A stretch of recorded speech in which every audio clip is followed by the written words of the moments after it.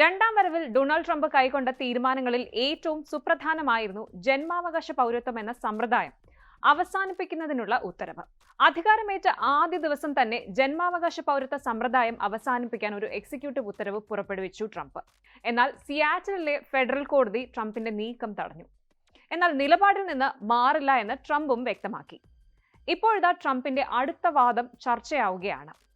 ജന്മാവകാശ പൗരത്വ സമ്പ്രദായം അടിമകളുടെ കുട്ടികൾക്ക് വേണ്ടി നടപ്പിലാക്കിയതാണ് എന്നാണ് ട്രംപിന്റെ വാദം. ലോകത്തെ മുഴുവൻ ജനങ്ങളും അമേരിക്കയിൽ വന്ന് കുമിഞ്ഞുകൂടാൻ വേണ്ടി ആയിരുന്നില്ല അത്തരമൊരു സമ്പ്രദായം കൊണ്ടുവന്നതെന്നും മാധ്യമങ്ങളോട് ട്രംപ് വിശദീകരിച്ചു. കോടതി തന്റെ നയത്തെ പിന്തുണയ്ക്കുമെന്നാണ് പ്രതീക്ഷയെന്നും ട്രംപ് ആത്മവിശ്വാസം പ്രകടിപ്പിച്ചു. എന്തായാലും ഫെഡറൽ കോടതിയുടെ തീരുമാനത്തിനെതിരെ അപ്പീലിന് തയ്യാറെടുക്കുന്ന ട്രംപ് സുപ്രീം കോടതിയിലാണ് പ്രതീക്ഷ വയ്ക്കുന്നത്. യുഎസിൽ ജനിക്കുന്ന എല്ലാ കുഞ്ഞുങ്ങൾക്കും പൗരത്വം ഉറപ്പു നൽകുന്ന ഭരണഘടനയുടെ 14ാം ഭേദഗതിയുടെ നഗ്നമായ ലംഘനമാണ് ട്രംപിന്റെ ഉത്തരവെന്ന് വാദിച്ച് 22 സംസ്ഥാനങ്ങളാണ് ഇതിനെതിരെ രംഗത്ത് വന്നത്. പിന്നാലെ ഇവർ കോടതിയെ സമീപിക്കുകയും ചെയ്തു. കേസ് പരിഗണിച്ച യുഎസ് ഡിസ്ട്രിക്ട് ജഡ്ജി ജോൺ കോഗ്നർ ഉത്തരവിന് താൽക്കാലിക സ്റ്റേ അനുവദിക്കുകയായിരുന്നു. വളരെ മികച്ചതും മാന്യമായതും എന്നാണ് തന്റെ തീരുമാനത്തെ ട്രംപ് വിശേഷിപ്പിക്കുന്നത്. എന്നാൽ ഫെഡറൽ കോടതി ജഡ്ജി ജോൺ കോഗ്നർ ഭരണഘടനാ വിരുദ്ധ ഉത്തരവെന്ന പരാമർശമാണ് ഹർജികൾ പരിഗണിക്കവേ നടത്തിയത്.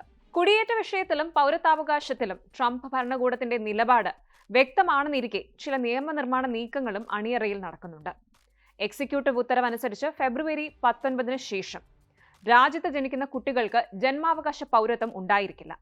ഉത്തരവിന്റെ ഭാഗമായി ജന്മാവകാശ പൗരത്വം പരിമിതപ്പെടുത്താനുള്ള ബില്ല് അവതരിപ്പിച്ചിരിക്കുകയാണ് ഒരു കൂട്ടം റിപ്പബ്ലിക്കൻ സെനറ്റർമാർ. Lindsey Graham, Ted Cruz, Katie Britt എന്നിവരുൾപ്പെടെയുള്ള സെനറ്റർമാരാണ് ബില്ലിന് പിന്നിൽ.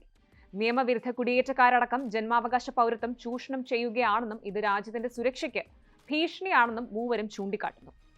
ജനിക്കുന്ന കുട്ടികളുടെ മാതാപിതാക്കളിൽ ഒരാളെങ്കിലും യുഎസ് പൗരനോ സായുധ സേന അംഗമോ ആയിരുന്നാൽ മാത്രമേ കുഞ്ഞിന് പൗരത്വം നൽകേണ്ടതുള്ളൂ എന്നാണ് ബില്ലിന്റെ പൊരുൾ.